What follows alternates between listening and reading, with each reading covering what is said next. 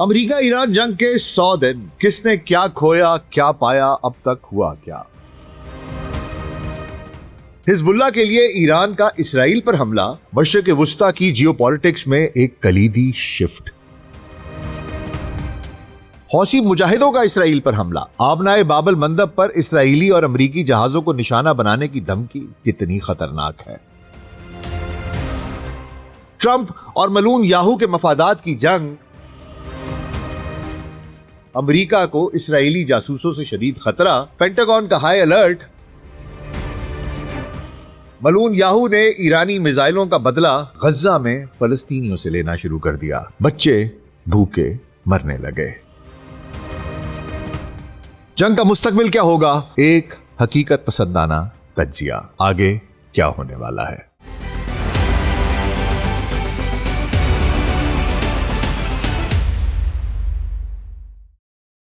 Global سچ pod cost doctor ناصر bag کے ساتھ آپ کی خدمت میں حاضر ہیں جی۔ السلام علیکم۔ امریکی اور اسرائیلی جارحیت کے خلاف ایران کی مزاحمتی جنگ کو 100 دن مکمل ہو چکے۔ ایک ایسی جنگ جس نے نہ صرف مشرق وسطی بلکہ پوری دنیا کو ایک بے یقینی اور شدید معاشی دباؤ سے دوچار کر رکھا ہے، جہاں نازک سیز فائر کے راکھ کے ڈھیر سے نکلی ایک چھوٹی سی چنگاری پورے خطے کو پھر سے جنگ کے شعلوں میں لپیٹ سکتی ہے۔ اسرائیل لبنان میں بدماشی سے باز نہیں آ رہا، اسے خبردار کرنے کے لیے ایران نے اسرائیل پر میزائل داغے، جواب میں اسرائیل نے تہران اور اصفہان کو نشانہ بنایا، حوثی مجاہدین بھی جنگ میں کود پڑے۔ ادھر چچا ٹرمپ اور ملعون یاہو کے برومانس میں دراڑیں گہری ہوتی جا رہی ہیں۔ چچا ٹرمپ اس کوشش میں ہے کہ کسی طرح جزوی سیز فائر جنگ بندی کو مکمل طور پر ٹوٹنے سے بچایا جا سکے، لیکن ملعون یاہو سننے کو تیار نہیں۔ ہم اس غیر یقینی صورتحال تک کیسے پہنچے اور یہاں سے آگے کا راستہ کیا ہے؟ آج اس 100 روزہ جنگ کی اندرونی کہانی، پس پردہ محرکات اور ابھرتی ہوئی نئی جیو پولیٹیکل صورتحال کا احاطہ کریں گے۔ تو حضور اگلے کچھ وقت کے لیے دھیان ذرا ادھر، اور اگر ہمارا کانٹینٹ پسند آ رہا ہے تو ویڈیو کو لائک اور چینل کو سبسکرائب کر دیجیے گا۔ تو آئیے آغاز کرتے ہیں۔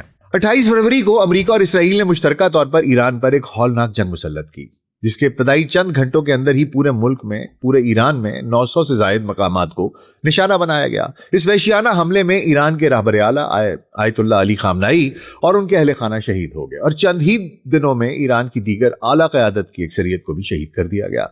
یہ حملہ ایک ایسے وقت میں کیا گیا جب جوہری مذاکرات جاری تھے اور مذاکرات کا ثالث عمان کہہ رہا تھا کہ پیش رفت ہو رہی ہے، لیکن اسرائیل نے امریکہ کو ایران پر حملے کرنے پر آمادہ کر لیا، کیونکہ اسرائیل کا اصل مقصد ان مذاکرات کو مستقل طور پر سبوتاژ کرنا تھا۔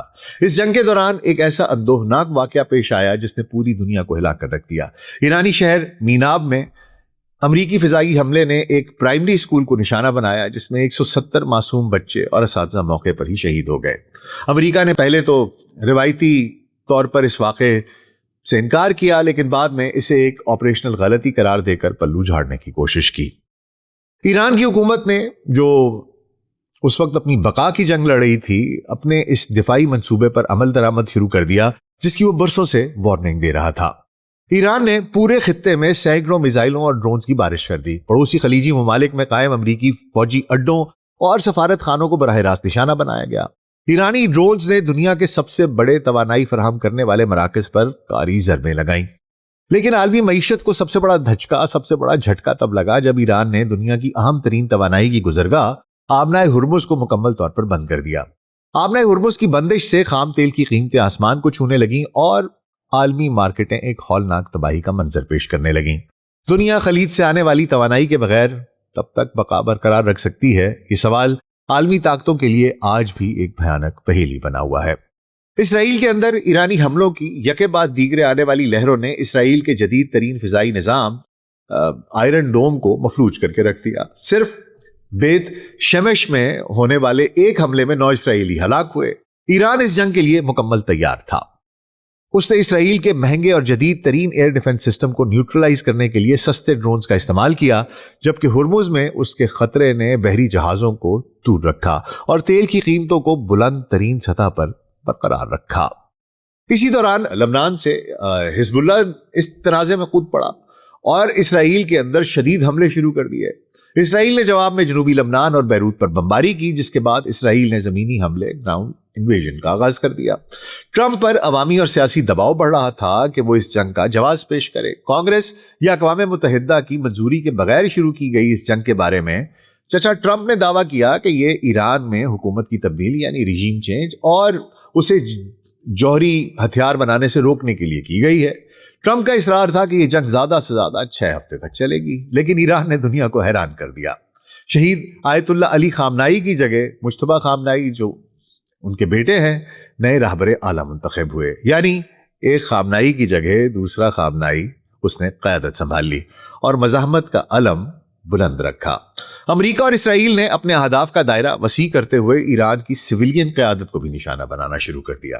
پہلے ہی ہفتے میں 1300 سے زائد ایرانی شہری شہید ہو چکے تھے۔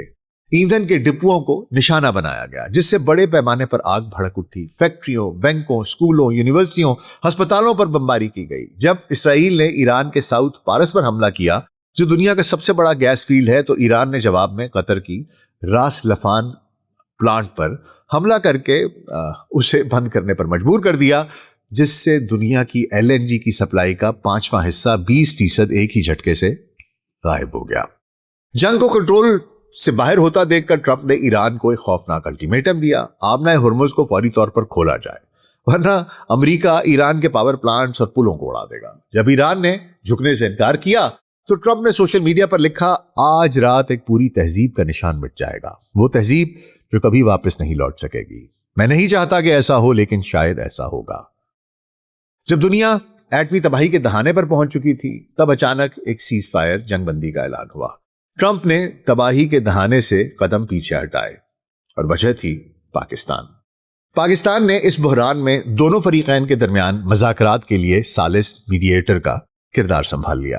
جنگ کا خاتمہ اور ایک نئے امن معاہدے کا امکان نظر آنے لگا، لیکن اسرائیل نے امن عمل کی ان کوششوں کو بیک سٹیپ کر دیا، اس کی پیٹھ میں خنجر گھونپ دیا۔ سیز فائر کے چند ہی گھنٹوں کے اندر اسرائیل نے لبنان پر بڑے پیمانے پر حملہ کر دیا، جس میں محض چند منٹوں میں کم از کم 350 لبنانی شہری شہید ہوئے۔ ملعون یاہو نے اصرار کیا کہ لبنان پر حملے جاری رہیں گے۔ اسرائیل نے لبنان کے 1/4 حصے پر قبضہ کر لیا، جس کی وجہ سے 10 لاکھ سے زائد لبنانی اپنے گھروں اور دیہاتوں کو چھوڑ کر ہجرت کرنے پر مجبور ہو گئے۔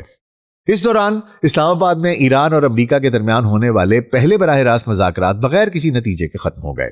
دونوں فریقین کے مابین شدید اختلافات برقرار رہے۔ امریکہ کا مطالبہ تھا کہ ایران اپنا جوہری پروگرام مکمل طور پر ختم کر دے، افزودہ یورینیم امریکہ کے حوالے کر دے اور آبنائے ہرمز کھول دے۔ ایران کا موقف تھا کہ تہران اپنے پتے اور اپنی طاقت چھوڑنے کو تیار نہیں ہے۔ اس کا مطالبہ تھا کہ لبنان پر اسرائیلی حملے فوری بند ہوں اور ایران پر عائد اقتصادی پابندیاں اٹھانے کی پختہ ضمانت دی جائے۔ ٹرمپ نے جواب میں ایرانی بندرگاہوں کی بھی بحری ناکہ بندی یعنی بلاکیڈ پر بلاکیڈ کر دیا، ایک نیول بلاکیڈ مزید کر دیا تاکہ ایران کے یہ جو چین کو تیل برآمد کرنے کی صلاحیت ہے اس کو ختم کیا جا سکے، اور دنیا سے مطالبہ کیا کہ وہ آبنائے ہرمز کو محفوظ بنانے کے لیے آگے آئے۔ لیکن یہ واضح ہو گیا کہ امریکہ کے کسی بھی اتحادی یا مخالف ملک کو اس دلدل میں پھنسنے میں کوئی دلچسپی نہیں تھی۔ تب سے اب تک پاکستان کے ذریعے پیغامات اور تجاویز کا تبادلہ جاری ہے، لیکن کامیابی محدود رہی ہے۔ اس نازک ترین موڑ پر اسرائیل نے لبنان میں اپنی جارحیت بڑھا کر اس کمزور جنگ بندی کو مکمل طور پر تار کر دیا۔ ٹرمپ کی واضح وارننگ کے باوجود کہ بیروت پر حملہ نہ کیا جائے، ملعون یاہو نے بیروت میں حزب اللہ کے ٹھکانوں کے نام پر دوبارہ بمباری شروع کر دی، جس کے نتیجے میں گزشتہ اتوار کو ایران کو سخت جوابی کارروائی کرنی پڑی۔ اسرائیل نے جواب میں تہران اور اصفہان پر فضائی حملے کیے، جبکہ یمن کے حوثیوں نے بھی اسرائیل کی طرف میزائل داغے، جو اس بات کا اشارہ ہے کہ جنگ کا ایک اور بہت بڑا فرنٹ کھلنے جا رہا ہے۔ ایران کی قیادت کا کہنا ہے کہ اگر یہ سیز فائر مکمل طور پر ختم ہو گیا تو وہ جنگ کو ایک نئے میدان میں یعنی بحیرہ آمر میں لے جائیں گے اور باب المندب کی گزرگاہ کو بند کر دیں گے، جس سے دنیا کی 12% سے زائد بحری تجارت ہوتی ہے۔ جنگ کے 100 دن مکمل ہونے پر دنیا بدل چکی ہے، معیشتیں تباہی کے دہانے پر کھڑی ہیں، خوراک کا نظام درہم برہم ہے اور سب سے بڑھ کر انسانوں کا ہولناک قتل عام جاری ہے۔ امریکہ اور اسرائیل اب تک ایران اور لبنان میں 7,000 سے زائد افراد کو شہید کر چکے۔ ٹرمپ جیسے ایک محدود کارروائی کہہ رہا تھا، وہ اب ایک ایسا عالمی بحران بن چکا ہے جس کا کوئی اختتام نظر نہیں آتا۔ موجودہ صورتحال پر نظر ڈالوں تو لبنان پر اسرائیل کی حالیہ اور مسلسل حملوں کے بعد ایران اور اسرائیل کے درمیان میزائلوں کا جو تازہ تبادلہ ہوا وہ اس جنگ کو ایک بالکل نئے اور خطرناک مرحلے میں داخل کر چکا ہے۔ حزب اللہ اور اسرائیل کی جنگ چوتھے مہینے میں داخل ہو چکی ہے اور تاریخ میں پہلی بار ایران نے حزب اللہ کے دفاع میں براہ راست فوجی مداخلت کی ہے، جسے ایران کی اسٹریٹجی میں ایک میجر کلیدی شفٹ کہا جا رہا ہے۔ دراصل حضور، یہ حملے کر کے ایران نے اسرائیل پر واضح کر دیا ہے کہ اب جنگ کے قواعد بدل چکے ہیں۔ ایران نے ایک نئی ایکویشن، ایک نئی مساوات قائم کرنے کی کوشش کی ہے کہ اگر اسرائیل بیروت کو نشانہ بنائے گا تو ایران براہ راست اسرائیلی سرزمین کو ہدف بنائے گا۔ اتوار کے روز جب اسرائیل نے بیروت کی جنوبی مساوات پر حملہ کیا تو ایران نے فوری طور پر اسرائیل کے اندر فوجی ایئر بیسز پر میزائلوں کی بچھاڑ کر کے اپنا وعدہ سچ کر دکھایا۔ اسرائیل نے تلافی کے لیے ایران کے ایک پیٹرو کیمیکل فیکٹری پر بمباری کی اور یہ سلسلہ پیر کی صبح تک جاری رہا۔ ایران کی حکمت عملی میں جو تبدیلی ہے اس کے کچھ اہم نکات آپ کی خدمت میں عرض کرتا چلوں کہ پہلا تو یہ ہے کہ یونیفائڈ فرنٹس ہے، فرنٹس کی یکجائی ہے۔ ایران کا واضح موقف ہے کہ لبنان اور ایران دو الگ محاذ نہیں ہیں، یہ دونوں ایک ہی جنگ کے دو حصے ہیں جنہیں جدا نہیں کیا جا سکتا۔ ایران کسی بھی ایسے سیز فائر کو تسلیم کرنے سے انکار کر رہا ہے جو صرف ایران تک محدود ہو اور جس میں لبنان میں جاری اسرائیلی قتل عام کو کھلی چھوٹ دے رکھی ہو۔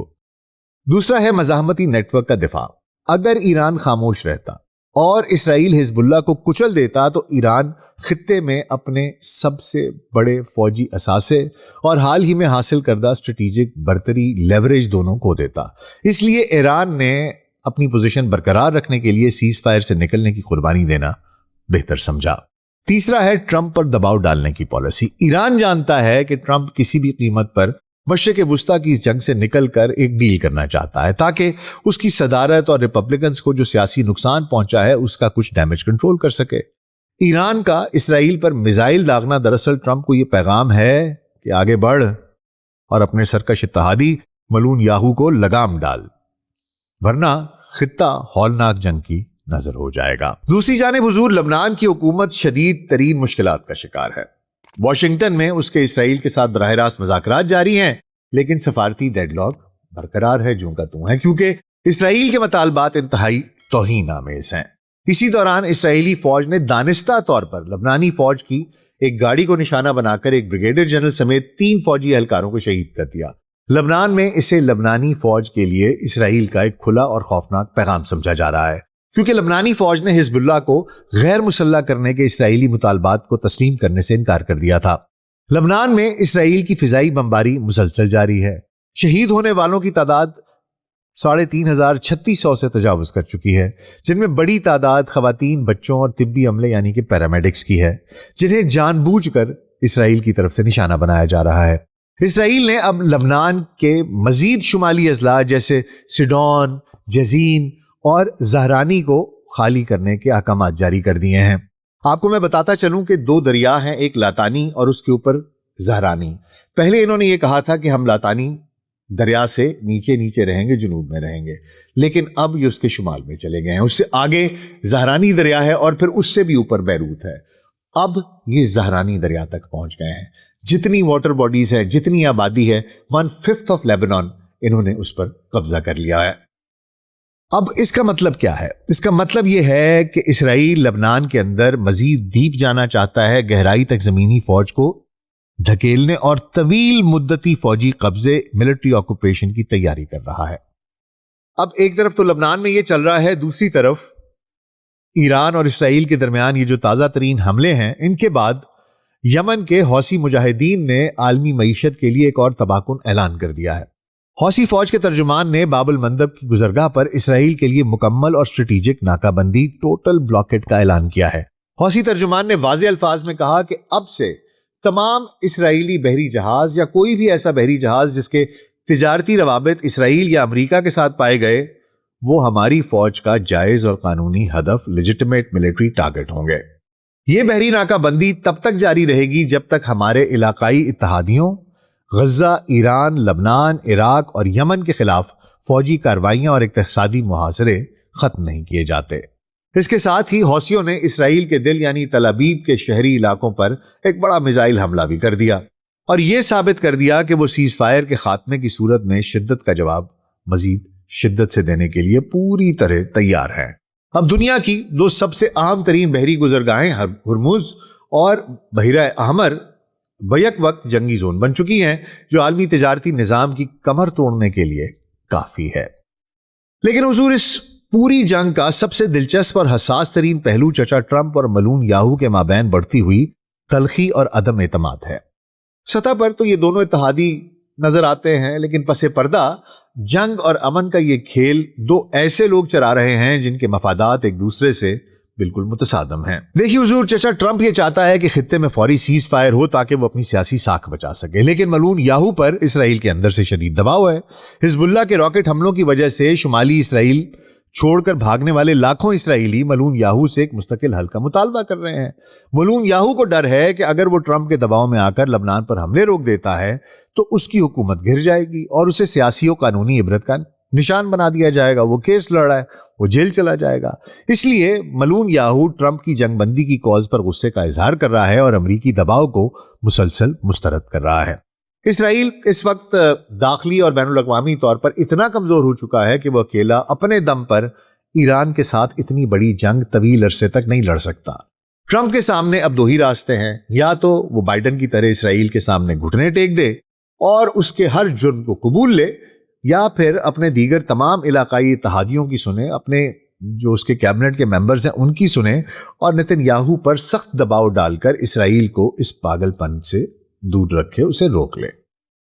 अच्छा हुजूर, लेकिन इसराइल तो आपको पता वो तो बाज आने वाला है नहीं, और ये जो सेहूनी है इनकी चालों से अल्लाह बचाए। ये इतने शातिर लोग हैं और इतने चालाक लोग हैं कि जिसकी कोई हद नहीं, और सफाक लोग हैं। इनकी चालाकियां और इनकी प्लानिंगें जो हैं, अब हुआ क्या है, क्योंकि इन्हें डर पड़ गया है कि ये ट्रंप हमारी शायद बात ना माने, हम चाह रहे हैं कि जंग लड़ें, जंग हम अकेले लड़ नहीं सकते और ट्रंप पीछे हटता दिखाई दे रहा है। तो इन्होंने क्या किया है, ये जो ट्रंप और नेतन्याहू की ये जो मलून याहू है, इसके दरमियान ये बढ़ती हुई इस खलीज का एक बहुत बड़ा सबूत सामने आया है। और ये सबूत दरअसल अमरीकी दिफाई इदारे पेंटागन का वो हालिया इकदाम है जिसने वॉशिंगटन में खलबली मचा दी है। पेंटागन ने इसराइल के लिए काउंटर इंटेलिजेंस जैसे थ्रेट असेसमेंट को बढ़ाकर क्रिटिकल, जो कि हाईएस्ट लेवल है, वो कर दिया है। इसका मतलब क्या है? इसका मतलब यह है कि जनाब इसराइल आप पर जासूसी कर रहा है, और ये कि कोई छोटी मोटी लेवल की जासूसी नहीं है, हाईएस्ट क्रिटिकल लेवल है कि कोई बहुत बड़े सिक्योरिटी ब्रीचेस हो रहे हैं। और जो डिफेंस इंटेलिजेंस एजेंसी है उसने अमरीकी दिफाई हुकाम को 7 सफ़ात पर मुश्तमिल एक इंतहाई खुफिया रिपोर्ट जारी की है, और इस रिपोर्ट में एक डेटा चार्ट के जरिए बताया गया है कि अमेरिका के अंदर आला तरीन हुकाम की जासूसी के लिए इसराइल के इंसानी इंटेलिजेंस, ह्यूमन यानी कि बंदे जो उन्होंने हायर किए हुए, अपने मोल्स बीच में प्लांट किए हुए, वो भी जासूसी कर रहे हैं, और टेक्निकल सिग्नल इंटेलिजेंस यानी कि आपके फोन, आपकी एप्स, इनसे जो इंटेलिजेंस हासिल की जा रही है उसकी सलाहियत खतरनाक हद तक बढ़ चुकी है। और उन्होंने वजह यह बताई है कि अमरीकी हुकाम का ये कहना है कि इसराइल इंतहाई जारहाना अंदाज में व्हाइट हाउस के अंदर होने वाली खुफिया मीटिंग्स और डिस्कशंस की निगरानी करने की कोशिश कर रहा है ताकि ये मालूम कर सके कि आया ट्रंप ईरान के खिलाफ दोबारा जंगी ऑपरेशन शुरू करेगा या नहीं करेगा। ये जासूसी की मुहिम ट्रंप और नेतन्याहू के दरमियान होने वाली एक इंतहाई तल्ख फोन कॉल के फौरन बाद तेज हो गई। हालात इस कदर खराब हो गए हैं कि अब इसराइल का सफर करने वाले सीनियर अमरीकी सफारतकारों और कौमी सलामती के हुकाम के लिए सख्त तरीन सिक्योरिटी प्रोटोकॉल लागू करने का फैसला किया गया है। उन्हें ताकीद की गई है कि वो सिर्फ आर्जी इलेक्ट्रॉनिक आलात, टेम्परेरी डिवाइसेस इस्तेमाल करें, बिल्कुल वैसे ही जैसे अमरीकी हुकाम ने चीन या रूस का दौरा करते वक्त इस्तेमाल की थी। अगरचे वॉशिंगटन में इसराइली सफारत खाने ने इसे झूठ करार दिया है, लेकिन अमरीकी इंटेलिजेंस के मुताबिक इसराइल की ये सरगर्मियां रिवायती और इत्तेहादी मुल्कों के दरमियान होने वाली आम जासूसी से कहीं आगे बढ़ चुकी हैं। इसके अलावा CIA के एक एक्स एजेंट है, वो ये कहते हैं कि हम जब CIA ज्वाइन करते हैं तो हमें लोग बताते हैं एक मुल्क से बच कर रहना, और वो इसराइल है। उसने ये भी कहा कि हम इसराइल की उनके खिलाफ जासूसी नहीं करते, लेकिन वो मुकम्मल जासूसी करते हैं। यहां पर कुछ पता नहीं होता कि कौन सा शख्स आप में से इसराइल का एजेंट है। वो इतने डीप रूटेड हैं और ये कई दिहाइयों से कर रहे हैं। दूसरी जानिब एक तरफ तो ये हो रहा है हुजूर, और दूसरी जानिब क्या हो रहा है, ये सब कुछ एक ऐसे वक्त में हो रहा है जब अमरीकी कांग्रेस में एक इंतहाई मुतनाज़े बिल पर बहस हो रही है, जिसके तहत अमरीकी और इसराइली अफवाज को जम करने, मर्ज करने की तजावीज़ शामिल हैं। जबकि अमरीकी सेनेट में एक और बिल जेर बहस है जिसके तहत अमरीकी सदर के पास भी इतना इख्तियार नहीं होगा कि वो इसराइल को मुहैया की जाने वाली अहम और हसास मालूमात के बहाव को रोक सके।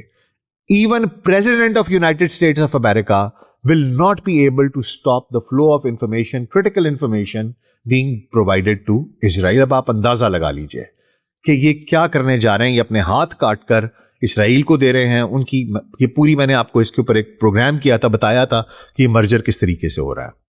ٹرمپ ان داخلی اور بیرونی یہ جتنے بھی دباؤ ہیں ان کی وجہ سے شدید ذہنی تناؤ کا شکار ہے, اور اس کا واضح مظاہرہ حال ہی میں تب دیکھنے کو ملا جب ٹرمپ امریکی نیٹ ورک NBC کے پروگرام میٹ دا پریس کے انٹرویو کو تلخی کے بعد اچانک بیچ میں ختم کر کے ادھورا چھوڑ کر چلا گیا. ہوا کچھ یوں کہ جب میزبان کرسٹن ویلکر نے ٹرمپ سے اس کے دعووں کے پر ثبوت مانگ لیے کہ بھائی تم بتاؤ, تم کہتے ہو کیلیفورنیا کے پرائمری الیکشن میں دھاندلی ہوئی تھی, تم کہتے ہو 2020 کے صدارتی الیکشن دھاندلی زدہ تھے, تو تمہارے پاس ثبوت کیا ہے؟ تو ٹرمپ کے پاس کوئی ثبوت تھا ہی نہیں. تو اس نے کیا, اس نے میڈیا کو کرپٹ کہنا شروع کر دیا اور کہا کہ تم لوگ کرپٹ ہو, NBC کرپٹ ہے, ABC کرپٹ ہے, CNN کرپٹ ہے, تم لوگ کرپٹ ہو, اور مائک اتار دیا اور یہ کہہ کر انٹرویو چھوڑ کر چلا گیا کہ معذرت, بس اب اسے یہیں ختم کرتے ہیں, میں کافی جھیل چکا ہوں, I have had enough. اچھا حضور, اب آپ دیکھیے کہ کہانی کیا ہے. اسرائیل اس وقت بہت زیادہ جسے کہتے ہیں نا کہ اس کو سمجھ نہیں آ رہی کہ کریں کیا, فرسٹریٹ ہوا ہے. ملون یاہو کو سمجھ نہیں آ رہی کہ کون سی دیوار پہ ٹکر مارے. ٹرمپ اس کی بات نہیں سن رہا. لبنان کے اوپر اس نے حملے کیے تو ایران نے حملے کر کے بتا دیا کہ اگر یہ کیا تو میں نہیں چھوڑوں گا, ساتھ ہی حوثی بھی بیچ میں شامل ہو گئے. اب اس کو سمجھ نہیں آ رہی کہ میں کروں کیا. اگر ملون یاہو جنگ ختم کرتا ہے, لبنان میں حملے ختم کرتا ہے, تو وہ جو ناردرن اسرائیل ہے اور جو باقی کے لوگ ہیں جو ہاکس ہیں, کیونکہ فار رائٹ ونگ کی اس کی ساری کولیشن گورنمنٹ ہے, وہ سارے کے سارے اس کو کھا جائیں گے. وہ کہیں گے تو نے جنگ شروع کیوں کی تھی, تو ہار مان گیا ہے. اس کو پتا ہے جس دن جنگ ختم ہوئی میں جیل میں ہوں گا, میری تو حکومت گر جائے گی. اب نہ یہ جنگ روک سکتا ہے, اور جنگ کرتا ہے تو ادھر سے ایران میزائل مارتا ہے, ادھر سے حوثی بیچ میں آتے ہیں, باب المندب کو بھی بند کر دیتے ہیں. 20% یہاں سے بند ہے تیل, 12% وہاں سے بند ہو جائے گا, تو باقی بچے گا کیا؟ پورے دنیا کی اکانومی گر جائے گی. لیکن اس کے پاس ایک پتا ہے اور وہ کھیل رہا ہے, ایک ملون بے شرم انسان. دیکھیے, ان کو معلوم ہے کہ وہ باقی تو اور کسی سے لڑ نہیں سکتے, لیکن ساتھ ساتھ وہ جنگ بھی کسی صورت روکنے کو تیار نہیں ہے. ایران کے میزائل حملوں اور ٹرمپ کی جانب سے لبنان پر حملوں سے روکنے کے بعد اسے اب ایک ہی راستہ دکھائی دیا ہے. اس نے ایران کی طرف سے ہونے والے اور حوثیوں کی طرف سے ہونے والے میزائل حملوں کا غصہ اور بدلہ اب غزہ کے مظلوم اور نہتے شہریوں سے لینا شروع کر دیا ہے.